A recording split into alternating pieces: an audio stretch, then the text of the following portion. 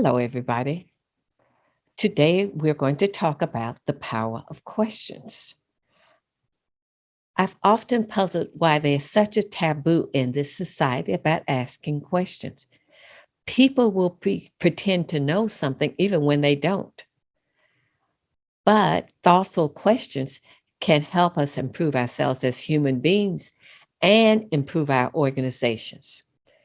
If we want to have real equity, diversity, and inclusion in our organizations, we must be willing to ask questions to truly understand one another.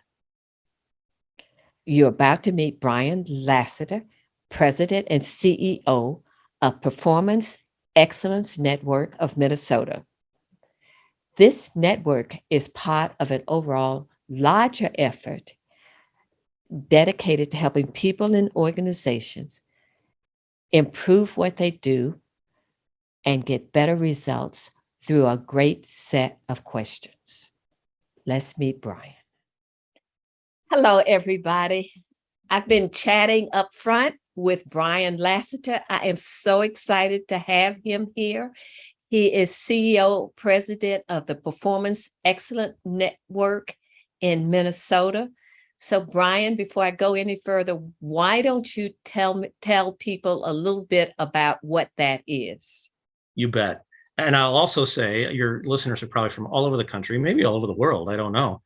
But it's a beautiful day in Minnesota. We're in June right now, so I'm happy to report it's 70. If we did this interview in January, it might be 70 below. I don't know, but I am so pleased to be part of today's interview and to talk with you, Jean. The Performance Excellence Network is a nonprofit created in 1987. It was actually incubated in the state of Minnesota as a state agency with the original name of Minnesota Council for Quality.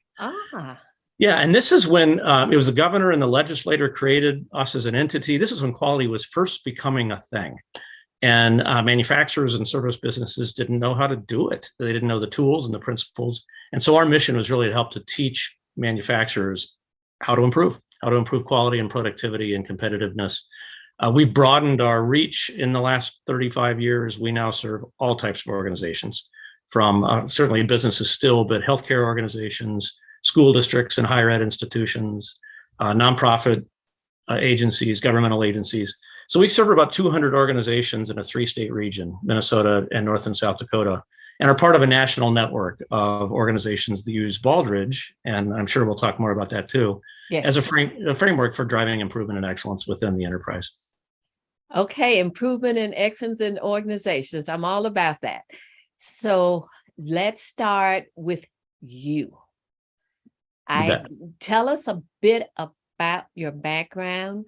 I focus on racial and social justice, which obviously implies organizational settings.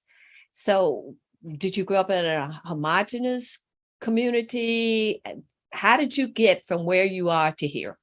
Yeah, well, I'll give you the shorter story because we don't have all day for the longer one. I actually grew up in Missouri, suburb of Kansas City area. Yep, okay. And it was a pretty homogeneous community. Looking back, I don't have the numbers. It probably was 90+% white, 80-90% white, middle class neighborhood within a suburb of Kansas City. So in my youth, I didn't have much exposure to racial diversity. There were a few racially diverse kids in my school, but not very many. As I age, though, and as I've wandered through life, I've been exposed much more to not just racial diversity, but diversity broadly defined. Went to college in St. Louis in a much more diverse college setting and campus, which exposed me to more racially diverse communities. Moved to Minnesota, in 1994 now, so it's been quite a while, which is not the most racially diverse community, although it's changed considerably in the almost 30 years I've been here. But my job, it's actually my career that's really opened my eyes to diversity, inclusion, social injustice. As I mentioned, we work with about 200 organizations and communities around the region, from the Fortune 500 big businesses to small rural school districts and critical access hospitals and nonprofits with all sorts of different social missions. And so it's through that work really that I'm seeing a lot more and appreciating a lot more diversity within all of our communities and the inequities that are built into the systems. Inequities that are built into the system. How did you get interested in performance excellence, organizational excellence? It wasn't by design, although I think genetically I'm kind of a systems thinker and kind of prone to how things work or don't work, and always trying to find ways to improve things. It's just who I am, I guess, in my genetics. And so that was always with me. But my career, real briefly, went from college into a bank in St. Louis, in the operations side of a bank, and then to consulting, Price Waterhouse, on the strategy consulting side. So I was beginning to see how things work in an operational setting, then in a strategic sense through my work at Price Waterhouse. And my first job in Minnesota, what brought me to Minnesota, was a job at a large insurance company as part of the corporate quality department. And so our whole purpose was to improve process, improve systems, improve how the organization was run. And that's where I was first exposed to Baldrige. This is back in the mid 90s. And so, and once I saw that framework, once I started seeing how things could work in a far more optimized way, it's hard to undo that thinking. Once you start to see how systems should fit together and how they can always be improved, everything can be improved, right? So I naturally gravitated to it, and my whole career has been built around it. Okay, so you keep mentioning Baldrige, and I haven't asked you to define it yet. I'm going to give a bit of my background, and then I'm going to ask you to elaborate. You bet. So in the 1990s, I was one of those who was very much interested in what was then called total quality improvement. Total quality, TQM, total quality movement was it, and then became TQI, and then became continuous improvement. And I've been into that ever since, even though as far as I knew, I haven't been around anybody who was really into it. And then I found your article. Very good. Oh, it's still alive. It's still Kindred here. Spirits. That's right. when I decided to invite you. It was that and the title of your article, which I'll say in a minute. Okay, so for those of you who are familiar with Baldrige, you'll know that I'll ask you to say it. Please connect Baldrige with continuous improvement. You bet. All right. So this will be a little history lesson for those of your listeners that don't know anything about Baldrige. First of all, Malcolm Baldrige was the Secretary of Commerce under President Reagan, and a big advocate for business. He was really supportive of improving business, making the United States more competitive. And this was a time in the 80s when we were losing our edge, quite honestly, to Japan and Western Europe and so forth. And the whole Baldrige effort started when NBC ran a white paper in the early 80s called "If Japan Can, Why Can't We?" And I think it was like 60 minutes. They did it like a weekly thing on the air. And what this white paper edition was really focused on is how Japanese businesses were just running differently than American businesses. They focused on people a lot more, and they focused on culture, and they focused on process, and they focused on the customer.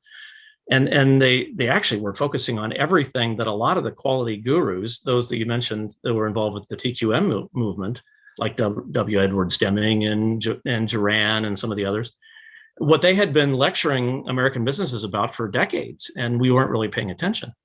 And so the Baldrige program was created in 1987 by Act of Congress, U.S. Congress, and it now sits in a federal agency. It's in the Department of Commerce, in the National Institute of Standards and Technology. And it's a program really to advance the principles of excellence, of the principles of continuous improvement through all facets of our economy, businesses and schools and healthcare and so forth. And what it is a framework. It's an evidence-based, non-prescriptive framework of 7 categories. And I'll rattle off the categories because your listeners will probably be interested. Yes. Here they go. So it's leadership, strategy, customer, measurement, information, and knowledge management, workforce, and operations. So those 6 categories are process categories, and then category 7 are results. It's the outcomes that any organization or any community is trying to achieve. And what's really cool about the Baldrige framework is there are about 270 or 280 questions that sit under those 7 categories.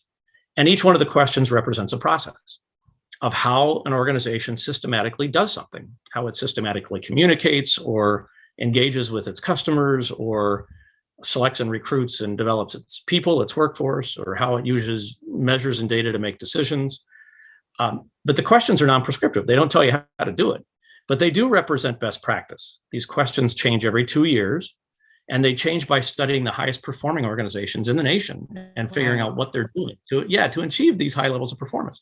And so those become future years questions. So it has become a validated set of best practices that any organization can gauge their own performance against. Okay, so off the top of your head, to the best of your memory, I know I didn't ask you to prepare for this, give one leadership question in the leadership category.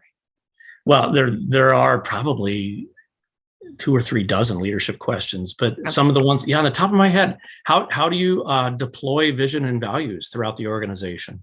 How do you communicate? How do you ensure effective two-way communication? There's another one. You just wanted one. I could go on. Okay.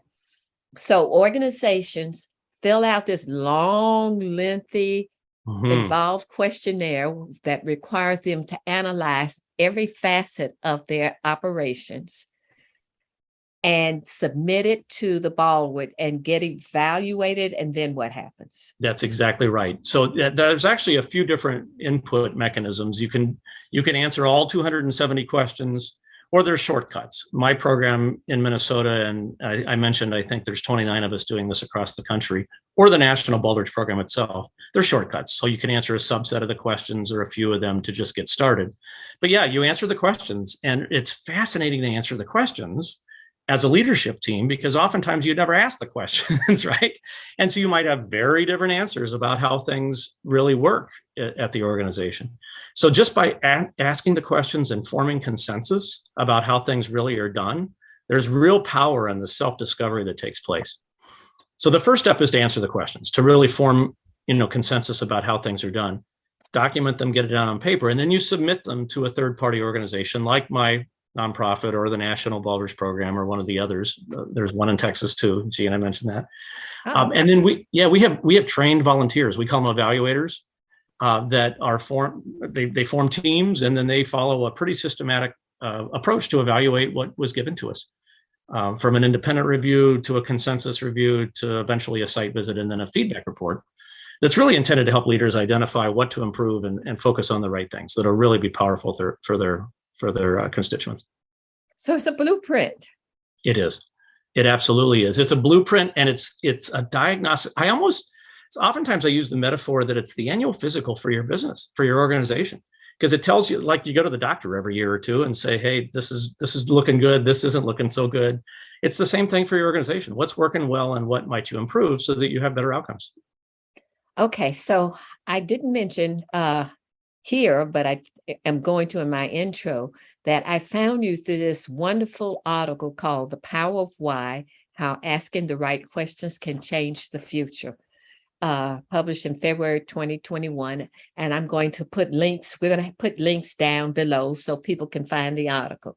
But here's something from the article. Try this at your next staff meeting. Ask your team, what are your organization's or department or team's strategic challenges? And you may find several different answers. And then I thought about that for leading consciously.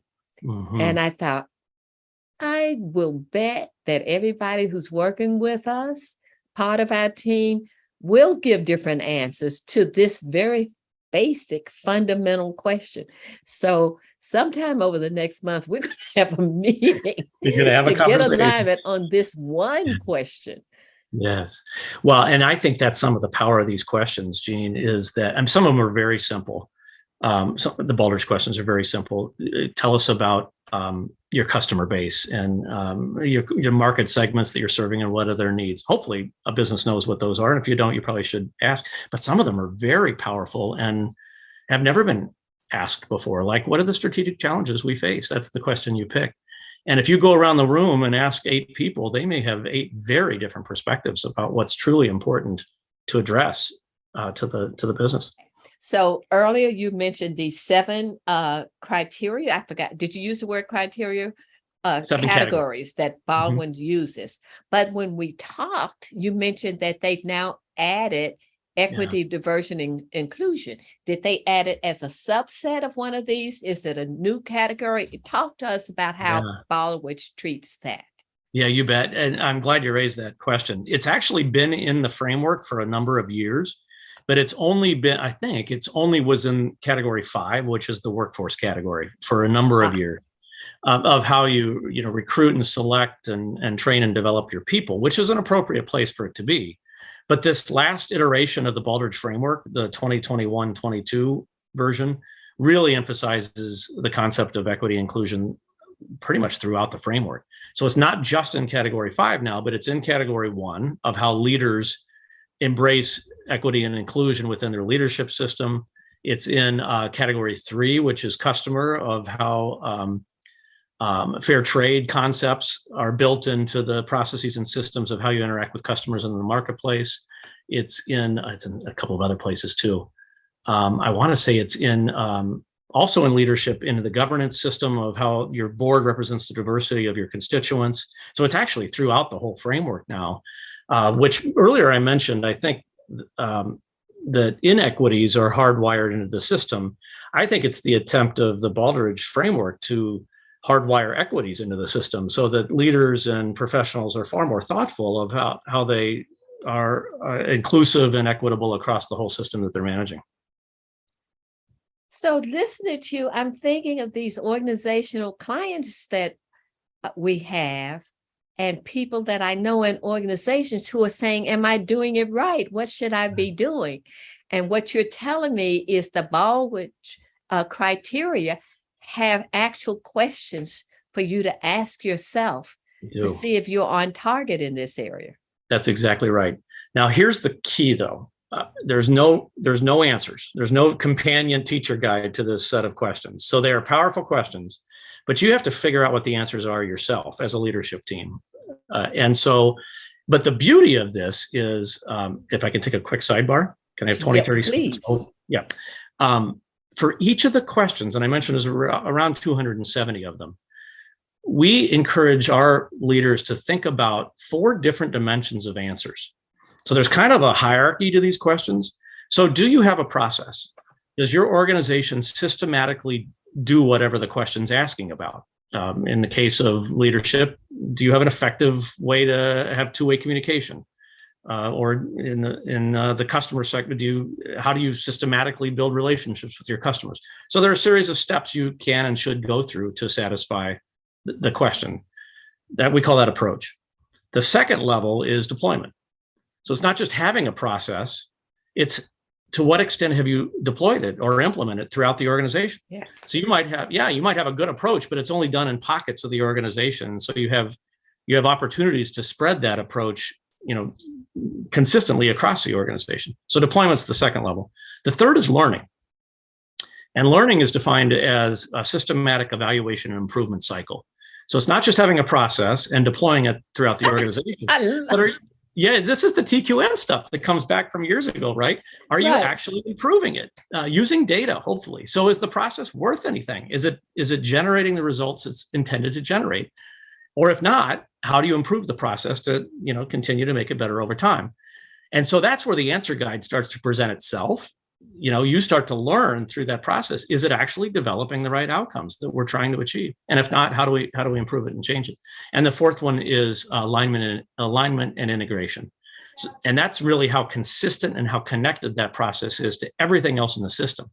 So this is where you're using input from your customers to inform what products you're offering, input from your employees, your people, to inform what benefits and policies and offerings you give to your people. So it's the connections of the dots between those 7 categories. My heart is literally beating fast. Oh, good. People are struggling and trying to reinvent the wheel. and trying to figure it out, and to have a framework that's useful that they can use to get where they want to go and that they can tailor to their own organizations. Yes. I think that's just incredibly exciting. It is. So do you have these 4 things written down somewhere? Is that your 4 approaches? Could you? I do. Yeah, I do. It's approach, deployment, learning, and integration, but I can send information. So if you want to include a link on that too, people have access to it. That would be lovely. You bet. If we can get that. Okay. So now I want to go from those this framework that you've laid out to your article, The Power of Why, How Asking the Right Questions Can Change the Future. So I'm imagining people say, well, if they don't tell us what to do, what good is that? I mean, I'm not looking for more questions. I have my own set of questions.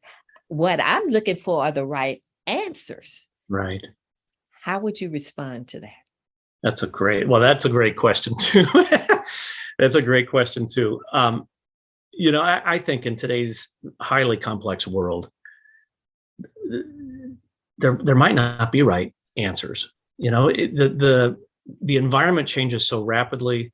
Factors are moving on us so quickly, and so it's degrees of rightness. And I think profound knowledge really is trying to ask the question multiple times over and over and over, so that you're dialing in on what might be a better answer, maybe not a perfect answer.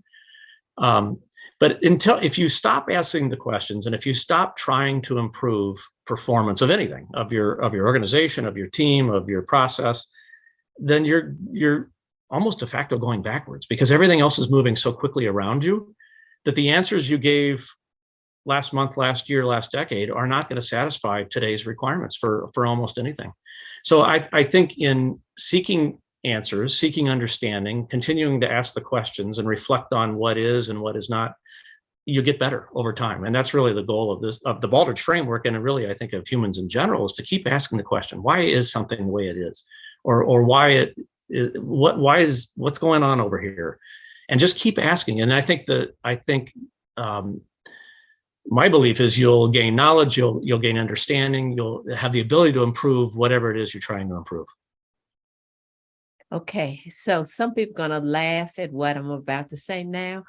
I get dinged frequently for asking too many questions.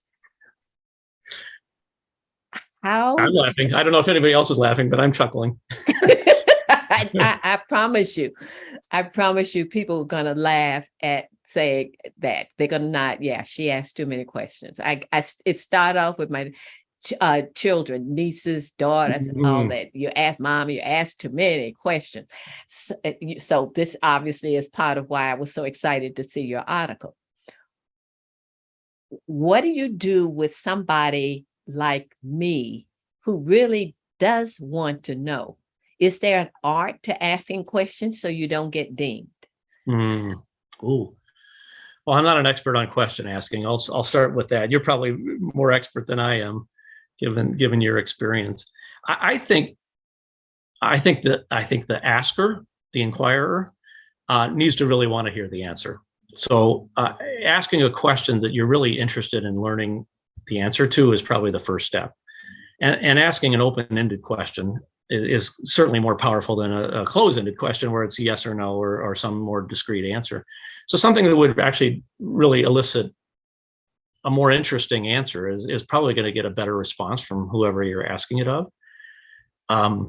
Those two things come to mind immediately.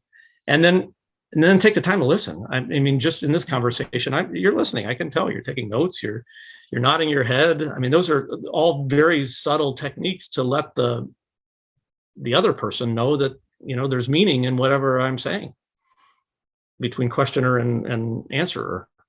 So why do some people, if they will ask a question and then they sit and look impassively at you? Yeah.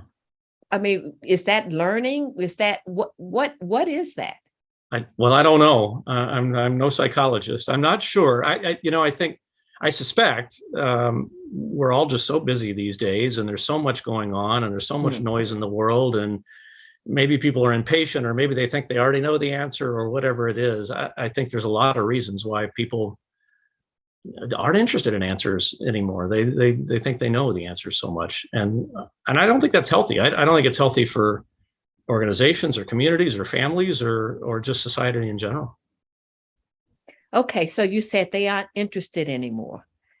So one of the things that other people I know get dinged for is not asking questions, not being curious.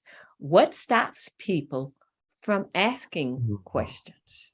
That's a great question too. And I wrote this in the article that you've referenced, and I'm not sure either, because I'm not a sociologist, or I already said I'm not a psychologist.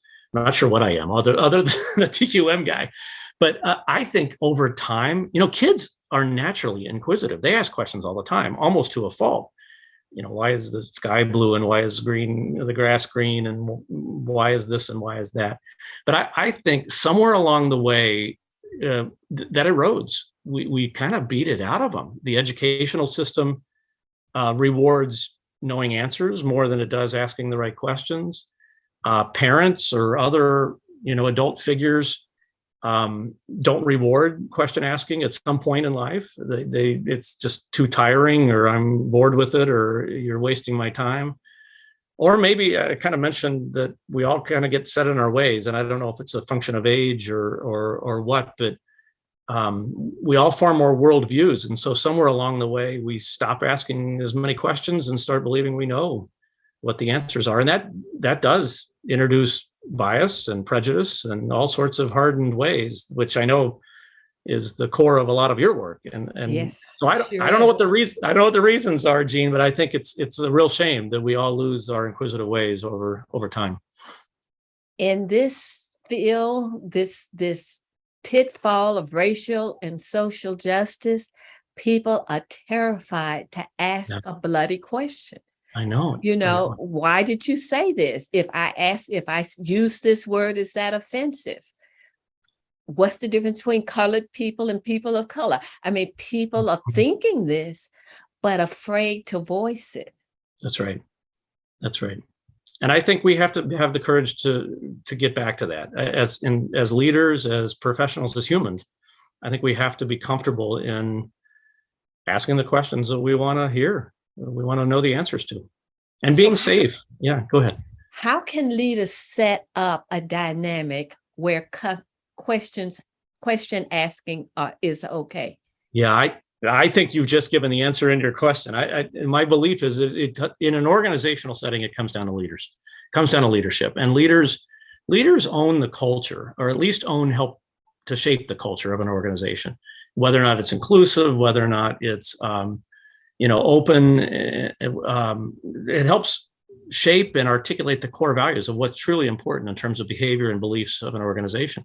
And so it starts with leaders to create an environment where those conversations can take place, where people can ask questions, where they can show courage without fear of any retribution or whatever the answers are, but create a space where it's safe to ask questions of your teammates or those you work with or alongside of what you want to know.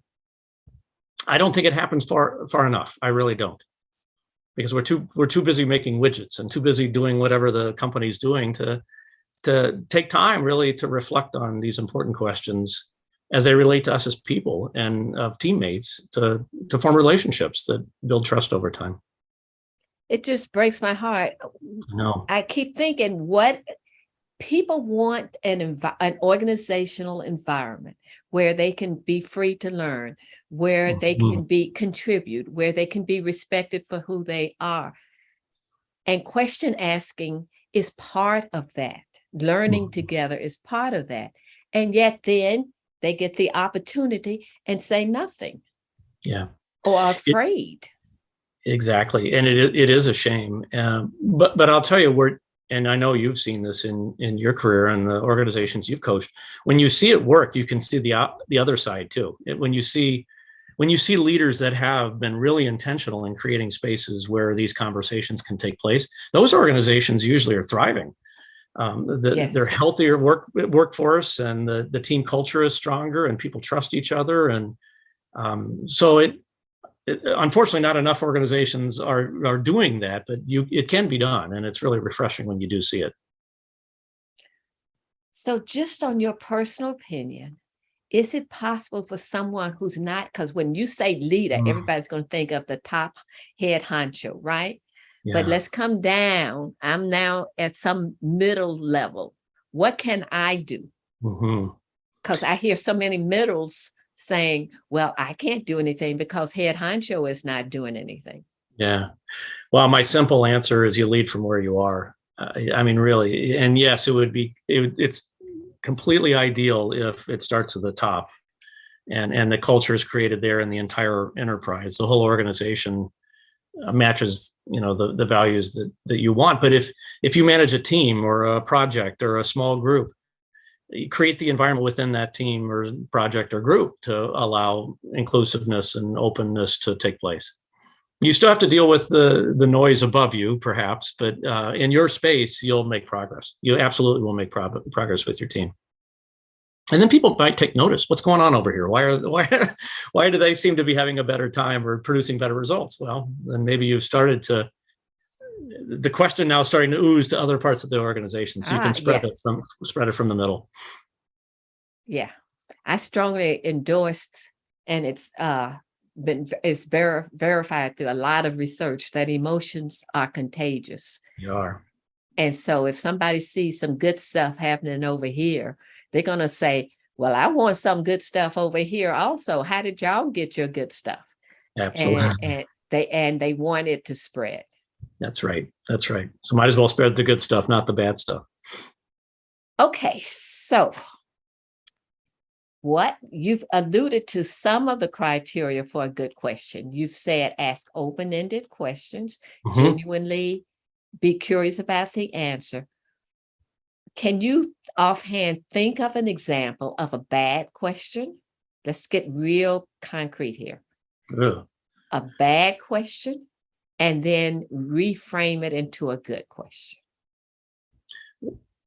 Well, a simple one that comes to mind in a workplace, you ask, why did you do it that way?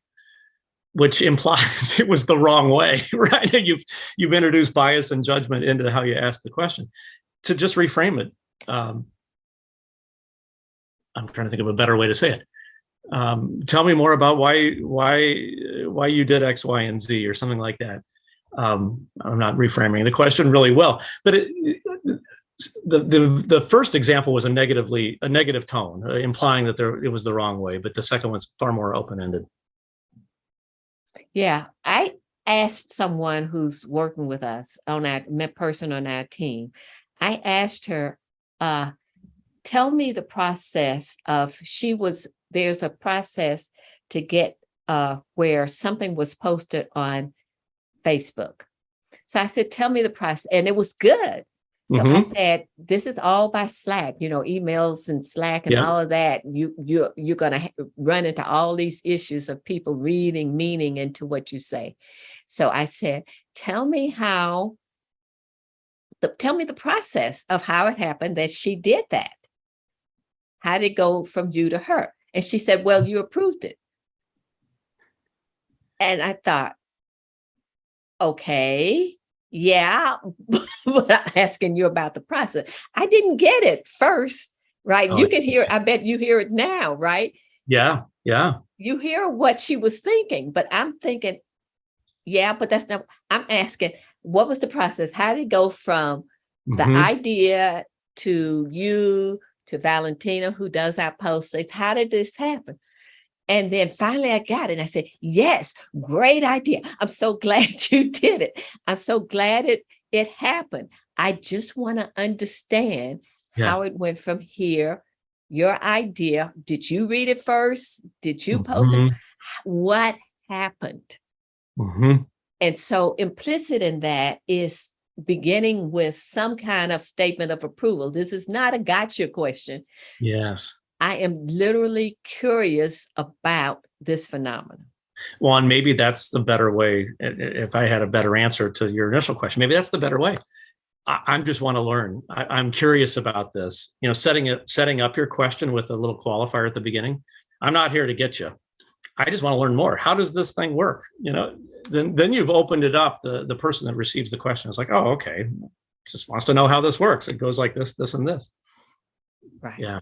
Yeah. That's language is so important. I think that you're illustrating something really important here, and just being deliberate and really thoughtful about how we set up questions so that we don't put the other person in the wrong mindset, the wrong perspective, or thinking there's a hidden agenda, or I might say something wrong. It's just creating that space where you can have a conversation without any negative implications. Right. Yeah. Okay. So I will tell you and ask you to comment on one of my pet peeve questions. Okay. So I'm explaining Malcolm Baldrige, for example. I'm describing these four categories you just gave. And then the person says, I don't understand.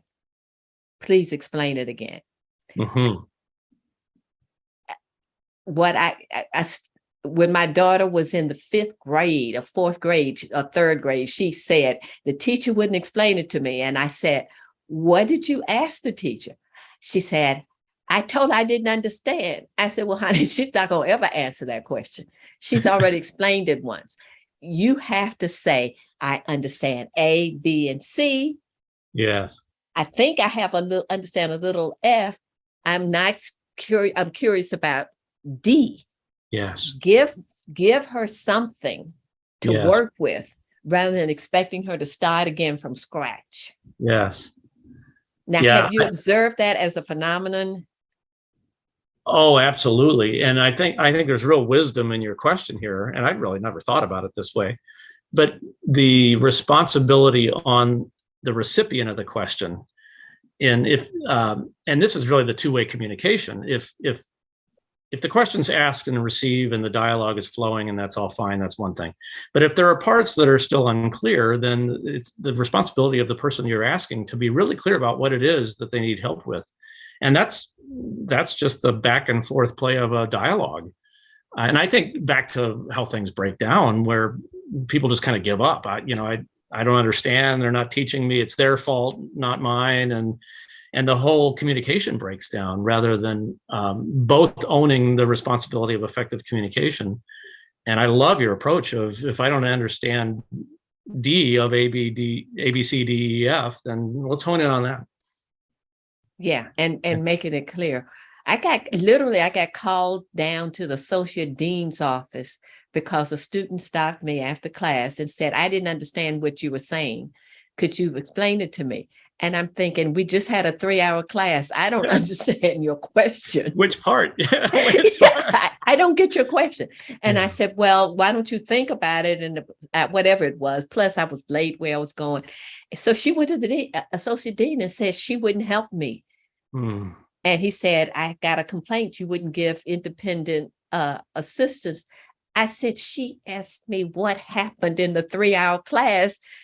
She wanted me to give a 10-minute in 10 minutes. I couldn't do that. No, you didn't have 3 hours. I might have done a better job of asking her to figure out what she's trying to ask. And so we cleared it up, and I went back to her, and that's when I said, this is what I taught my daughter. I want you to understand how to ask a good question if you want an answer. Yeah. Absolutely. And those simple techniques, though, I think just being real specific about what you do or don't understand, I think that's really important. And, the other thing I'm hearing you say that I think I might have referenced this in my article too, and this will be of no surprise to you. You'll probably get excited.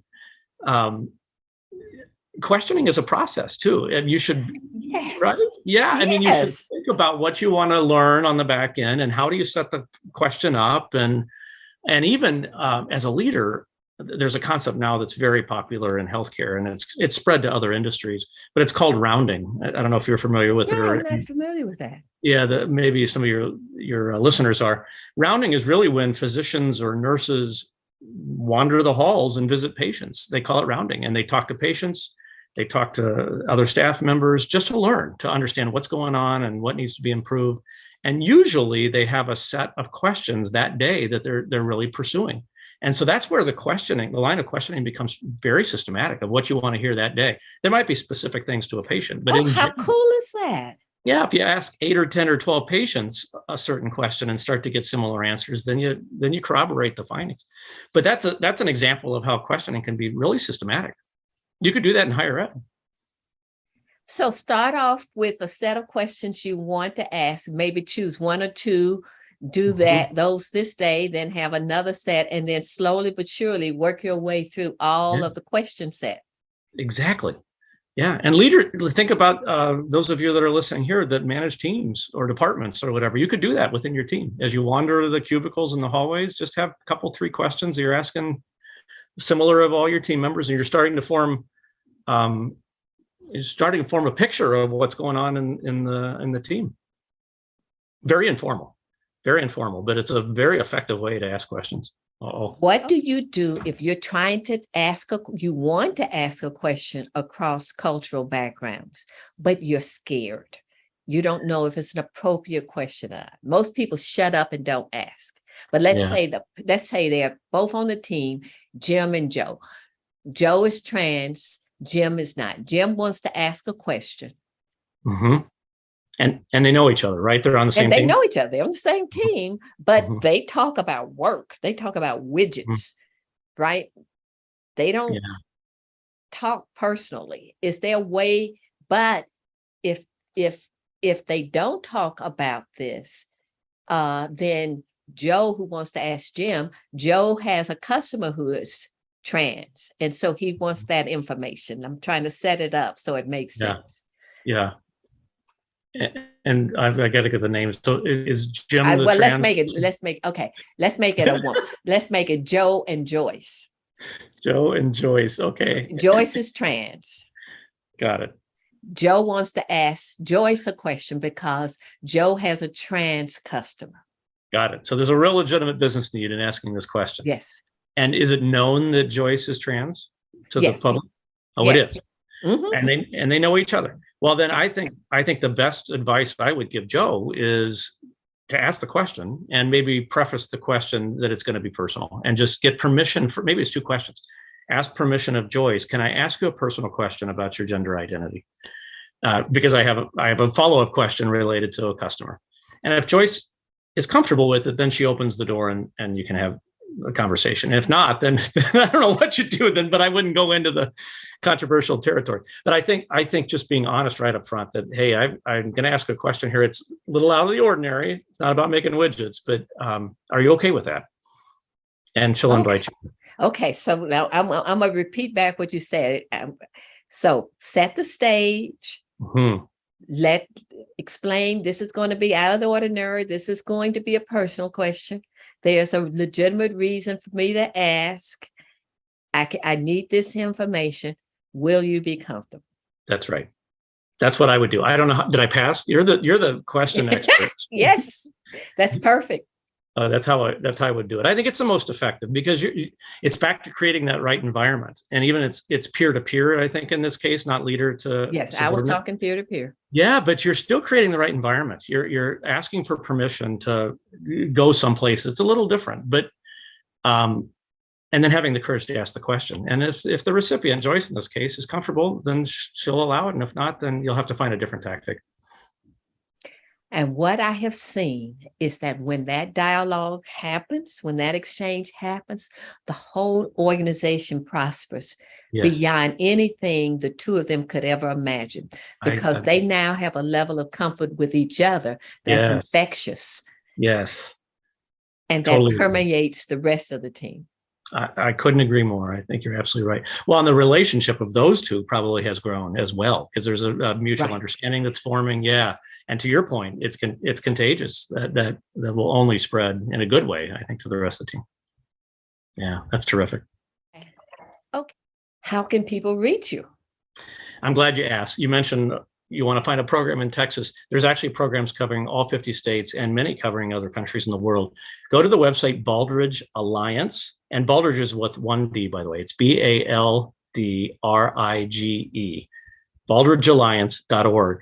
And there's a US map. So you can click on your state and find the program that serves you. And there's also, I didn't mention throughout this conversation, but there's another program called Communities of Excellence, which you can also find on that website, that takes the Baldrige concepts into a community setting. So Oh, really? so where there's not one CEO or one boss in charge, but there's dozens or hundreds or thousands of them. And this is a concept that's been around now 8 or 10 years. And there's 25 US communities that are using this Baldrige framework in a community setting to solve community problems, address community needs, improve community outcomes related to health, education, economic vitality, and quality of life. So if you want to learn more about the power of questions and the power of this excellence framework within a community setting, you can visit that website as well. Okay, so Brian, I am so delighted for this conversation. You probably can see on my face, I just love this stuff. And so I thank you so much for being willing to give your time to us and to share your knowledge. I think what you're doing is tremendous. I'm going to be eager to find out what's similar to that here in Texas. And I thank you. Well, it's been an absolute pleasure. I thank you for inviting me in, and I've just had an absolute delightful experience in engaging with you, Jean, and hopefully the people that listen to the conversation got something out of it. So thank you for the opportunity. All right. This was a fun conversation. Here are my takeaways. First, I am so delighted that the Malcolm Baldrige folks are now embedding equity, diversity, and inclusion throughout their criteria for helping organizations evaluate themselves. This is not a small change. They have 7 boxes as criteria for evaluating organizations. DEI used to be a small segment under the box of workforce. Now it's embedded in leadership and in several other boxes. It's no longer something organizations should think about on the side. It's now considered mandatory for organizations to evaluate their effectiveness. Second, he emphasized the importance of asking questions. In this society, people want to be thought of as someone who has the answers. As Brian is saying, it's equally important, if not more important, to have great questions. Being able to learn and grow through question asking is how we stay current. Our current knowledge can become obsolete. So being able to ask questions to stay current and to learn from others is essential for our growth. This was such a fun and invigorating conversation. Hope you enjoyed it as much as I did. Please check out our website to learn more about Pathfinders, and thank you for listening.